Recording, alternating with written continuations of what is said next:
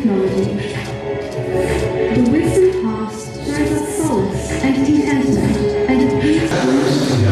Mental and physical phenomena.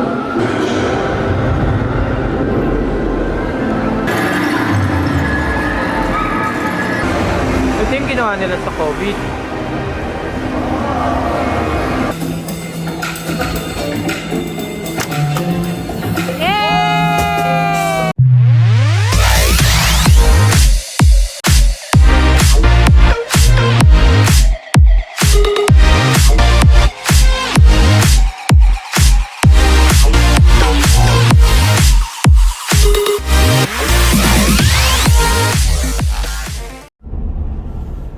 What's up everybody? So after mga ilang beses na naligaw dito sa Dubai, nakarating na rin tayo sa Dubai Expo.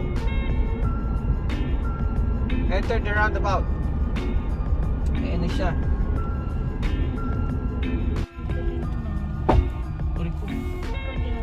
Kasi ano po.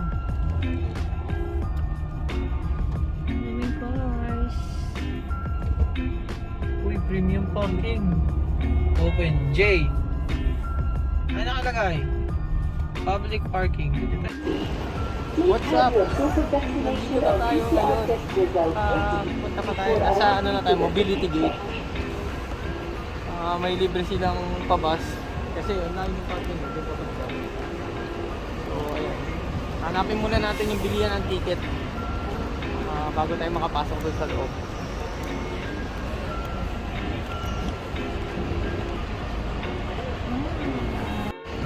Mamatay ng dahil sa'yo. Oh yeah. Ayan.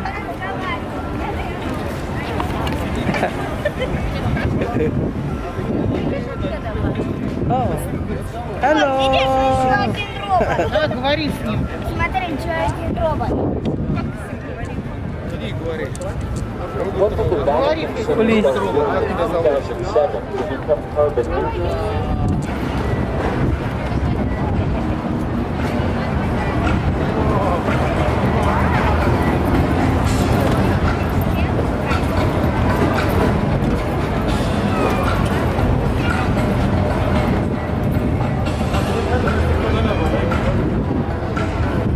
No, saan tayo? Kita naman yung ano. Yan! Oh! Ano?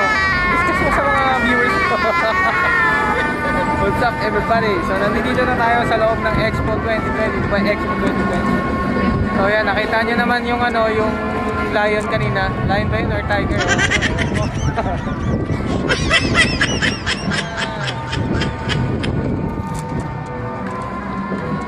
Oh, saan tayo madam? Dito lang, dami. You are here, hanapin mo you are here. Wala, nakalagay pero dito yata tayo. Di ba ito? Di ba mobility parking tayo? Mobility gate? Mobility gate, oh. Okay. So, saan na tayo pupunta?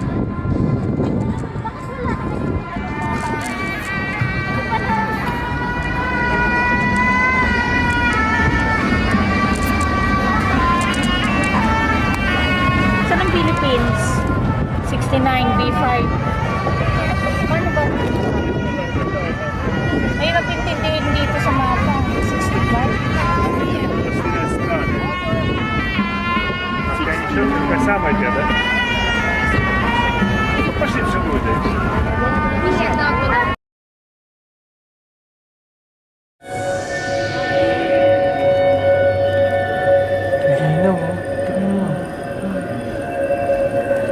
Maganda talaga yung Sony eh.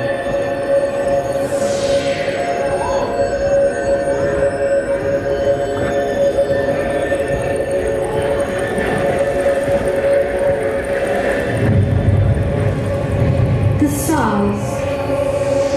Across cultures, there is much meaning and stories attributed to the night sky. For the Aboriginal people of Australia, the South Australians, the stars hold the knowledge. Since the beginning of time, the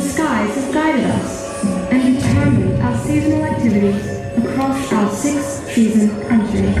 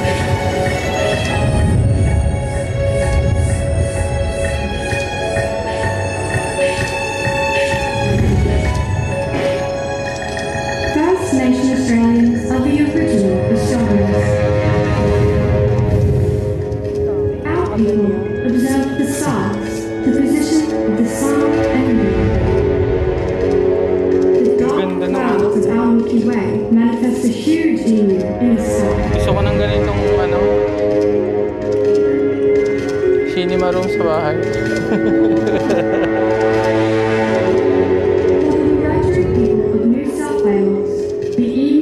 Is directly overhead in August. It's time to go collect emu eggs.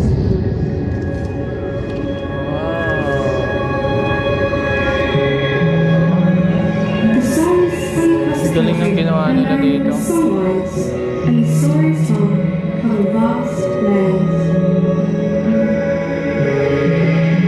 This depth of understanding ensured our survival, predicted harvest, travel, and hunting grounds. Songlines contain the wisdom of the country. It's our memory record, and the songline trade routes are as diverse as the landscape, waterways, and are mirrored in the sky. The universal interconnectedness in Aboriginal culture reinforces our understanding that we are all interrelated to each other and the environment. While we all look up the same constellations, there are many different stories from the north to the south and west to the east. Everything is written twice, on the ground and in the sky. As we read the land, we look to the sky and watch for the seasonal constellations. When we navigate, the stars guide us at night. Through the day, stone arrangements and carved markers remind us of the stars. The Pleiades star cluster, known across Australia as the Seven Sisters. There are many similarities across the different language groups of the Central Desert about this epic dreaming story. Further west and to the east, the story shifts, and in some areas, it's the age-old story about unrequited forbidden love. The moral of the Seven Sisters story echoes across the country, reminding us all of the value of women and ensuring morality. Sky knowledge includes the practical and the spiritual. It is handed down from one generation to next through kinship systems, lore, story, songs, ceremonies, rock art, carvings, and paintings. The Milky Way is seen as the rivers to the heavens by many groups. The young people of Northeast Ireland, when they pass away, they travel to the spirit world in the heavens. And along the Milky Way, you can see their campfires burning. The family witness a shooting star that tells them their loved one has arrived safely. For the seafaring Torres Strait Island people, knowledge of the stars guides these master mariners on epic journeys. Parang yung history nila. The oldest living culture and their star stories can teach us all how the universe functions, from the ancient ceremonies to new technology.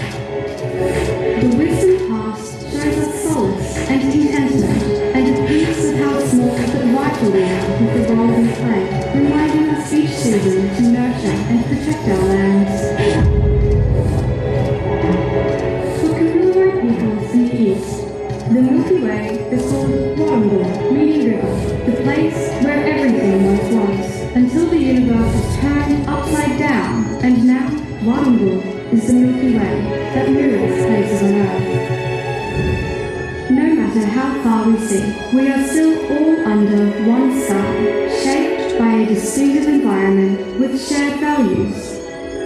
We are all now shaped by and share the stewardship and care for the lands, sea, and sky. Ganda. Para Nipiro, para Hawaii, model. Para Yesterday's stars, tomorrow's path.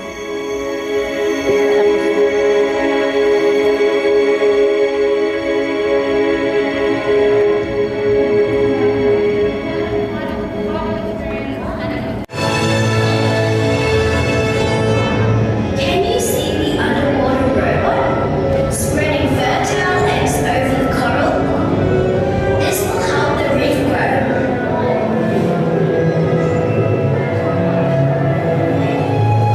My marine scientist friends, Peter and Matt, have preserved the reef for the future. Allison are found all over my country. Ha? Video yan eh. We need to produce enough food for the future. Punta na lang. Pupunta na lang. Pupunta na lang kami ng Australia. Beehives are declining. Wow, this beehive is amazing. Look, he puts little computer chips on their backs and tracks them.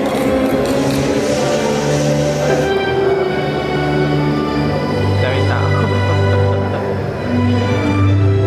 Ano madam? Hindi mo na alam gagawin mo.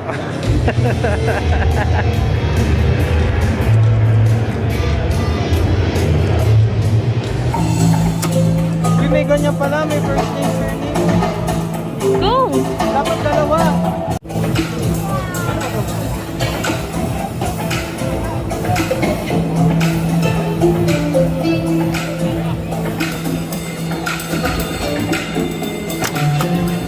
Yay! Let me see, let me see. Pangit. Pangit ng sakit gastro. Uy, di maintindihan.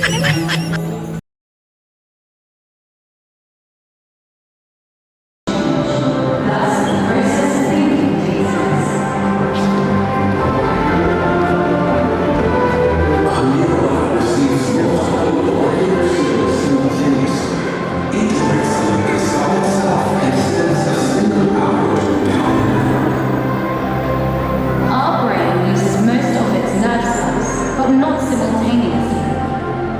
Groups of neurons fire one after another in patterns like the lights on a Christmas tree.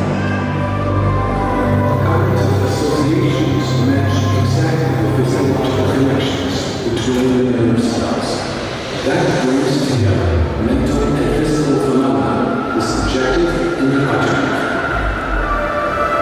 The human brain contains some 86 billion neurons, and each of them can have 10,000 connections. They make hundreds of trillions of contacts with each other. The work of this mental internet gives origin to different aspects of our cognition, different minds. The learning mind helps us apprehend knowledge.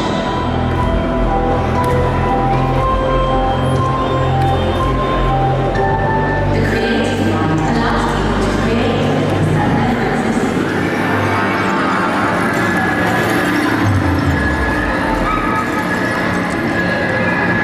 The cultural mind teaches us that even staying true to their heritage and traditions, human cultures can reach meaningful understanding.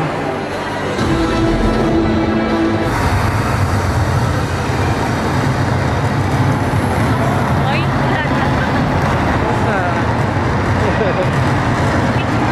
New Year na.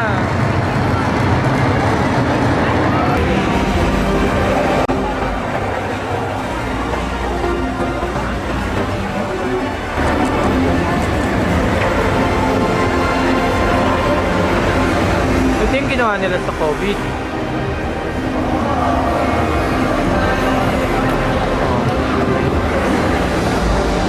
Ito naman yung defense nila, defense technology.